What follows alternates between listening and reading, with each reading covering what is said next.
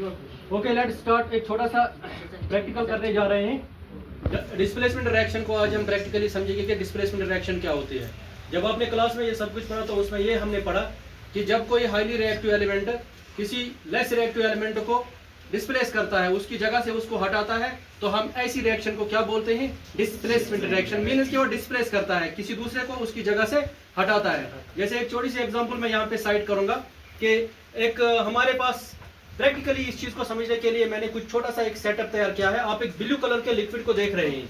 ये एक blue colour का लिक्विड है, इसे हम कॉपर सल्फेट सॉल्यूशन बोलते हैं। क्या बोलते हैं? Copper sulphate solution. ये कॉपर सल्फेट कैसे आता है? कॉपर सल्फेट छोटे छोटे क्रिस्टल्स में आता है। अब अगर आप देखोगे तो ये जो मेरे हाथ में आप देख रहे हैं, ये कॉपर सल्फेट के क्रिस्टल्स हैं। कॉपर सल्फेट मींस इसको कॉमन जबान में, आम जबान में हम इसको क्या बोलते हैं?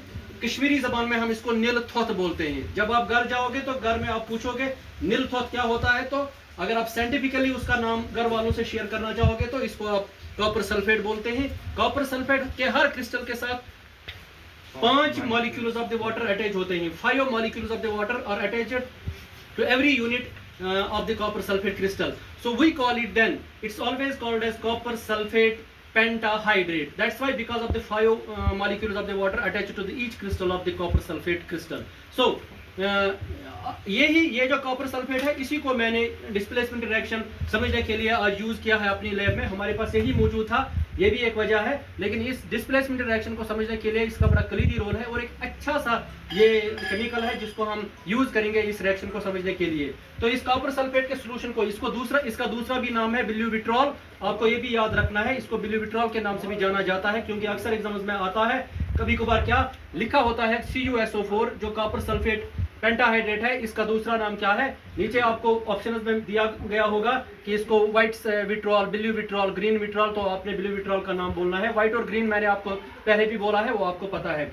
तो यही कॉपर सल्फेट सॉल्यूशन मैंने इस 40 ml करीबन 40 ml वाटर के साथ इसको मिलाया है और एक सॉल्यूशन तैयार किया हुआ है इस चीज को डिस्प्लेसमेंट रिएक्शन को समझने के लिए। ये क्या है? ये कॉपर सल्फेट सॉल्यूशन है। मींस इसमें कॉपर Cu है और SO4 सल्फेट है, कॉपर सल्फेट। अभी क्या होगा? अभी मेरे पास दूसरा एक चीज है, मैंने इस कॉपर सल्फेट के साथ एक मेटल को रिएक्ट कराना है। मेरे हाथ में एक मेटल की स्ट्रिप है। ये जो आप स्ट्रिप देख रहे हैं, ये छोटी सी स्ट्रिप आपको दिख रही है, बड़ी नाजुक है, बेंड हो रही है आराम से। अगर हम इसको जलाना भी चाहेंगे ये जल भी सकती है। मैंने लास्ट प्रैक्टिकल में आपको ये दिखाया है। इसका नाम है मैग्नीशियम। लेकिन ये मैग्नीशियम जो है, ये कॉपर के एटम मेटल से बहुत ज्यादा रिएक्टिव है। कॉपर से ये ज्यादा रिएक्टिव है। अगर आप रिएक्टिविटी सीरीज को याद करोगे जो हमने पढ़ी है, रिएक्टिविटी सीरीज में मैग्नीशियम कॉपर से ज्यादा रिएक्टिव दिखाया जाता है। अब डिस्प्लेसमेंट कैसे आएगी? डिस्प्लेसमेंट इस तरह से आएगी, इसमें कॉपर सल्फेट सॉल्यूशन है CuSO4। याद करो वो रिएक्शन जो क्लास में पढ़ी,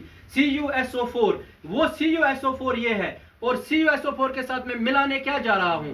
Mg। क्या मिलाने जा रहा हूं? Mg। जब हम बोर्ड पे लिखते हैं CuSO4 प्लस Mg, तो आगे निकलता है MgSO4। मीन Cu को Mg वहां से हटाता है। Cu हाईली रिएक्टिव है, Mg हाईली रिएक्टिव है Cu से, तो Cu को Mg वहां से हटाता है। जब Mg Cu की जगह लेगा SO4 में, तो वो क्या बनेगा? MgSO4। MgSO4 जब बनेगा तो डिस्प्लेस कौन होगा? Cu। कॉपर को वहां से हटाया जाएगा। जब कॉपर हटेगा तो कॉपर अपने एटम्स के रूप में अपनी मेटल की तरह अलग इस रिएक्शन में पैदा हो जाता है, जन्म लेता है, जाहिर हो जाता है। इस रिएक्शन को, ऐसी रिएक्शन को जिसमें एक एलिमेंट हट जाता है, दूसरा उसकी जगह ताकत की बुनियाद पर, जोर के बुनियाद पे, जैसे दुनिया में भी कभी कभार होता है, कोई इंसान ताकत की बुनियाद पे किसी इंसान को पे गालिब आ जाता है, उसकी जमीन उससे हड़प करता है, उसको उसकी जगह से हटाता है। तो वैसा ही ठीक उसी तरह का ताकत यहां भी मैग्नीशियम आजमाता है, क्योंकि मैग्नीशियम रिएक्टिविटी के एतबार से कॉपर से बड़ा ताकतवर है। ये इस कॉपर सल्फेट के सॉल्यूशन में कॉपर की जगह को उससे हटाता है और खुद अपनी जगह लेता है, तो ये मैग्नीशियम सल्फेट बनेगा। उसके बाद कॉपर की सूरत में, कॉपर मेटल्स एटम्स की सूरत में आपको अलग दिखेगा। हम इस रिएक्शन को हम डिस्प्लेसमेंट रिएक्शन बोलते हैं। देखते हैं ये डिस्प्लेसमेंट कैसे होती है। यहाँ पे अगर आप जूम करोगे इस चीज को, तो मैं मैग्नीशियम को डिप करने जा रहा हूँ कॉपर सॉल्यूशन में। देखो रिएक्शन को दिखाओ, रिएक्शन को दिखा, सामने आ जाओ, बिल्कुल क्लोज आ जाओ, क्लोज। इधर दिखा, इधर देखो, इधर दिखा, इधर से टॉप से आप ये देखो रिएक्शन हो रही है। आपको रिएक्शन दिख रही है? सबों को दिख रही है? इसके बाद इसकी मैं केमिस्ट्री आपको बताने जा रहा हूं कि ये क्या हो रहा है। देखो रिएक्शन दिख रही है। इस वक्त कॉपर सल्फेट जो है CuSO4 वो मैग्नीशियम के साथ मिलता है, वो मैग्नीशियम के साथ मिलता है। जब वो मैग्नीशियम के साथ मिलेगा तो क्या, मैग्नीशियम मेटल के साथ, तो क्या होगा, मैग्नीशियम अपने ताकत के बलबूते पर क्या होता है, मैग्नीशियम के जो एटम ही, मैग्नीशियम के एटम कन्वर्ट हो जाते हैं आयन्स में और 2 इलेक्ट्रॉन्स लूज करते हैं।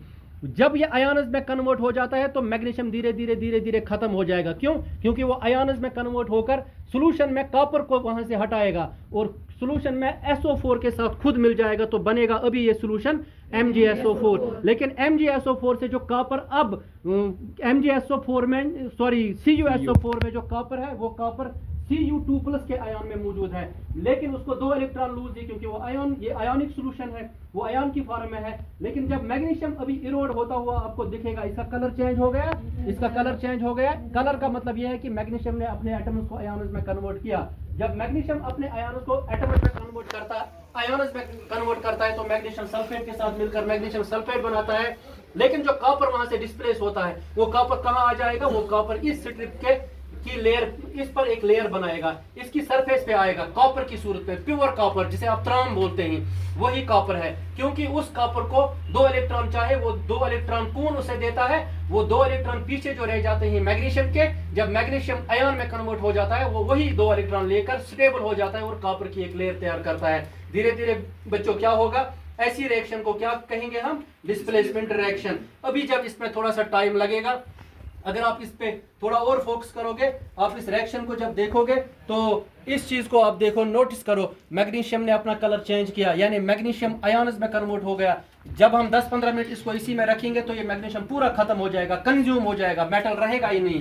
क्यों? क्योंकि मैग्नीशियम कन्वर्ट किसकी जगह लेगा, वो कॉपर की जगह लेगा। तो ये सॉल्यूशन जो बनेगा वो कॉपर सल्फेट नहीं रहेगा, अब वो कॉपर, वो मैग्नीशियम सल्फेट रहेगा, MgSO4। और धीरे धीरे कॉपर की वजह से इसमें ब्लू कलर है, क्योंकि कॉपर में 5 टाइम्स पेंट्राहाइड्रेट, जो ये मैंने इसका नाम बोला था वाटर है, वो वाटर धीरे धीरे जब कॉपर सल्फेट में वो खत्म हो जाएगा तो ये अपना कलर लूज करेगा, MgSO4 अपना कलर फिर ब्लू कलर में नहीं आएगा और ये भी धीरे धीरे खत्म हो जाएगा। जब ये धीरे धीरे खत्म हो गया तो ये इसने कॉपर की जगह ले ली।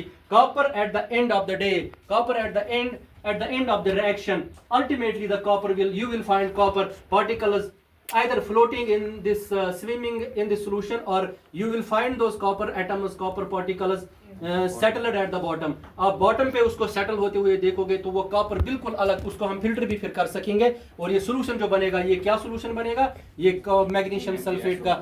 आप देख रहे हैं, अगर आप इसको आराम से देख पाते हैं, आप देखते होंगे कि ये सोल्यूशन धीरे धीरे कलर लूज करता आपको दिखाई देता होगा। अब धीरे धीरे ये कलर लूज करेगा, ये बिल्कुल कलरलेस बनेगा, वाटर की तरह बनेगा। लेकिन ये जो इसमें मेटल की स्ट्रिप मैंने लगाई है, ये मेटल की स्ट्रिप अभी धीरे धीरे कंज्यूम होते हुए आपको दिखाई देगी। तो ऐसी रिएक्शन को हम डिस्प्लेसमेंट रिएक्शन कहते हैं, जिसको अपने बोर्ड पे मैंने तो समझाया था, लेकिन आज मैंने मुनासिब समझा कि प्रैक्टिकली आपको इसका डेमो दिखाता हूं, ताकि जिंदगी भर आपको डिस्प्लेसमेंट रिएक्शन जहां भी सामने आएगी, आप कभी भी इस रिएक्शन को नहीं बोल पाओगे। था थोड़ा लाइट रही है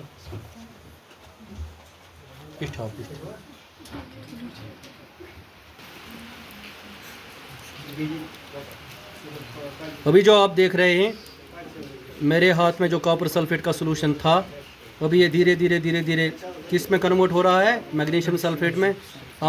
अगर आप मैग्नीशियम की इस स्ट्रिप को देखोगे, थोड़ा सा टाइम लेगा, ये कम्प्लीटली कंज्यूम अप हो जाएगी। ये कम्प्लीटली कंज्यूम होकर फिर इसके जो नीचे इसके एटम्स हैं वो एटम्स कन्वर्ट हो जाएंगे कॉपर मैग्नीशियम सल्फेट में, और कॉपर आपको दिखाई देता होगा। इस पे जो लेयर आप देखते हैं ना, लेयर, इस लेयर को आप देखो, ये लेयर कॉपर की है। और जब हम इसको घंटा, आधा घंटा, 2 घंटे तक रखेंगे तो कम्प्लीटली ये जो स्ट्रिप है ये नहीं रहेगी, ये पूरी तरह से कंज्यूम हो जाएगी। तो इस रिएक्शन को हम क्या बोलते हैं, ये डिस्प्लेसमेंट रिएक्शन है। मुझे यकीन है आपको डिस्प्लेसमेंट रिएक्शन का अच्छे से अंदाज़ा हुआ होगा। और कल जब आप फिर लैब में आओगे, आप इंशाल्लाह देखोगे, इसको मैं इसी सॉल्यूशन में रखूँगा, आप इस मैग्नीशियम को यहाँ नहीं देखोगे, ये मैग्नीशियम पूरा कंज्यूम हुआ होगा और इस बीकर के बॉटम पर सेटल हुआ होगा और छोटे थोड़े पार्टिकल्स इसके अंदर भी होंगे। और कल ये जो सॉल्यूशन है ये बिल्कुल कलरलेस होगा और उस सॉल्यूशन को हम मैग्नीशियम सल्फेट बोलते हैं। इसी को डिस्प्लेसमेंट रिएक्शन कहते हैं। कल इंशाल्लाह डबल डिस्प्लेसमेंट पे बात करेंगे। Thank you, thanks a lot.